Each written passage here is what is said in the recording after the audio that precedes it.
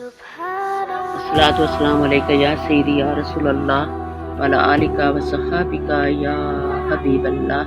नबी पाक साहिब लाख सल्लल्लाहु अलैहि वसल्लम के मोए मुबारक की करामत। इस शहर में दो भाई रहते थे।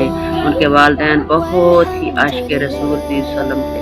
इत्तेफाक से दोनों वालिदैन का इंतकाल हो गया तो वालिदैन का विरसा तकसीम होने का वक्त आ गया। विरसे में काफ़ी जायदाद थी। सबसे अहम विरसा जो वालिदैन के लिए बहुत ही अहम था वो थे नबी मुकर्रम सल्लल्लाहु अलैहि वसल्लम के 3 बाल मुबारक।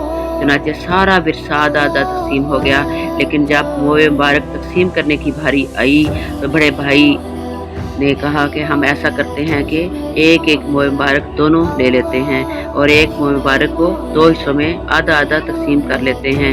लेकिन छोटा भाई जो वालिदैन ही की तरह आशिक नबी सल्लम था, वो इस बात को बर्दाश्त ना कर सका।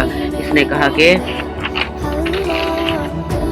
भाई ऐसे करो कि मेरे हिस्से की आधी जायदाद आप ले लो और मुझे 2 मोए मुबारक दे दो।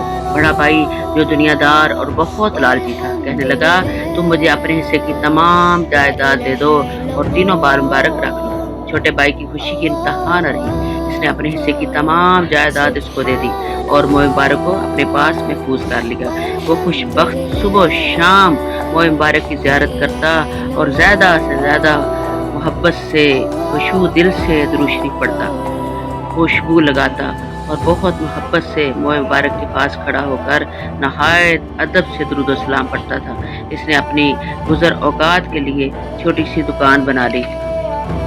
कुदरत खुदा से उस छोटे से कारोबार में अल्लाह करीम ने दिन दुगनी रात चुगनी तरक्की दी। बड़े भाई को बेबरकतियों ने आ घेरा। हर काम में खसारे शुरू हो गए। वो अपने छोटे भाई से मदद लेने आए दिन पहुंचता रहता। छोटे भाई को किसी चीज़ की कमी ना रही थी। बहुत ये सब बरकतें नबी पाक सल्लल्लाहु अलैहि वसल्लम के मोए मुबारक से और इश्क और मोहब्बत से मिली। अस्सलातु वस्सलामु अलैका या सय्यदी या रसूल अल्लाह वला आलिका व सहाबिका या हबीब अल्लाह।